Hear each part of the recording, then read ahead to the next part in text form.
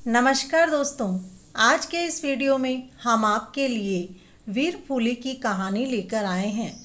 रक्षाबंधन से पहले आने वाले रविवार को वीर फूली का त्यौहार मनाया जाता है और उसी दिन भाई बहन की ये कहानी सुनी जाती है।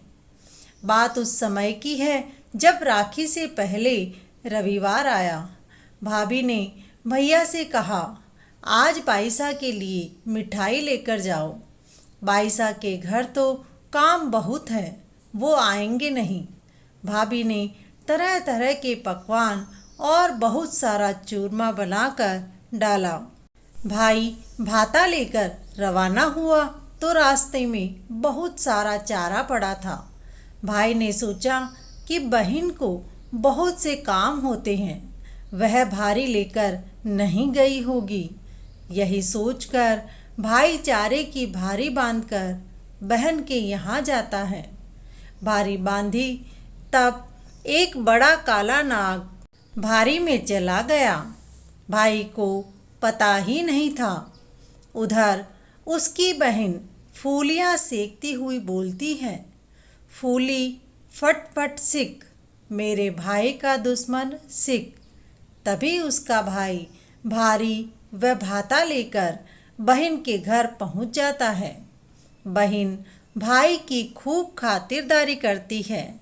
भाई को चौकी पर बैठाती है और कहती है, भाई मैं गाय भैंस के चारा पानी लेकर आती हूँ। भाई ने कहा, बहन मैं रास्ते में से खूब सारे चारे की भारी लाया हूँ।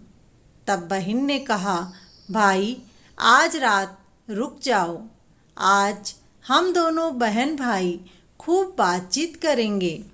मेरे बूढ़ी सास ससुर से भी मिल लेना। दूसरे दिन बहन उठी, गायों को चारा पानी देने के लिए भारी खोली। घास की भारी पूरी खोलते ही उसे उसमें बड़ा सोने का नाग दिखाई दिया। बहन ने भाई को जोर से आवाज़ लगाई। वह भाई को सोने का नाग बताया। भाई ने अपनी बहन से कहा, बहन यह तेरे भाग्य का ही नाग सोने का हो गया है, इसलिए इसे तुम ही रखो। बहन ने बहुत ही मना किया और बोली, भाई जब मेरी भाभी को इस बारे में पता चलेगा तो वह तुमसे लड़ाई झगड़े करेगी और आपको इसे लेने के लिए वापस भेजेगी। आप इसे लेते हुए जाओ। भाई माना ही नहीं। भाई ने घर जाकर अपनी पत्नी को सारी बात बताई। भाभी ने भाई को कहा कि वह नाग तो अपना ही होता है, आप तो बहुत भोले हो। उसी समय भाई को वापस अपनी बहन के घर सोने का नाग लेने के लिए भेज दिया। बहन घर के दरवाजे पर ही खड़ी थी। भाई को आता हुआ देखकर हंसी और बोली, मैंने तो पहले ही कहा कि भाई भाभी लड़ाई झगड़ा करेगी, लेकिन आपने मेरा कहना तो माना नहीं। ये लो, अब आप इसे वापस ले जाओ। बहन ने जल्दी से सोने का नाग निकालकर भाई को दे दिया। भाई सोने का नाग लेकर घर पहुंचा तो भाभी ने नाग को कोठरी में डालकर ताला लगा दिया और बोली कि कल देखूंगी, आज ही देखकर क्या करना है। दूसरे दिन भाभी ने कोठरी खोली तो उसमें बड़ा काला नाग फुफकार मारता हुआ दिखाई दिया। उसे देखते ही भाभी जोर से चिल्लाती है कि बचाओ बचाओ।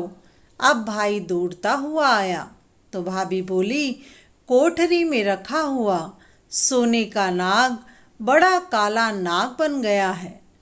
तब भाई अपनी पत्नी से कहता है कि मैंने तो तुम्हें पहले ही कहा था कि यह तो मेरी बहन के ही किस्मत में लिखा हुआ है। उसी की किस्मत से ही इतना भयंकर काला नाग मुझे बिना नुकसान पहुंचाए सोने का हो गया। लेकिन तुमने तो मेरी बात मानी नहीं। अब मजा चखो। फिर भाई ने नाग को हाथ जोड़ा और अपनी बहन को घर बुलाया। बाईसा की अमानत बाईसा को संभला दी। फिर भाई भाभी ने बाईसा को सीख देकर राजी खुशी विदा किया। बहन अपने भाई की लंबी उम्र की कामना करते हुए अपने भाई को राखी बांधती है। वैसे ही इस बहन ने भी अपने भाई की लंबी उम्र की कामना की थी, जिसके कारण इतना बड़ा काला नाग भी उसका कुछ नहीं बिगाड़ पाया। दोस्तों, कहानी पसंद आए तो वीडियो को लाइक करें और अपने परिवारजनों के साथ शेयर करें। ऐसी ही कहानियाँ सुनने के लिए बेल आइकन पर क्लिक करें। धन्यवाद।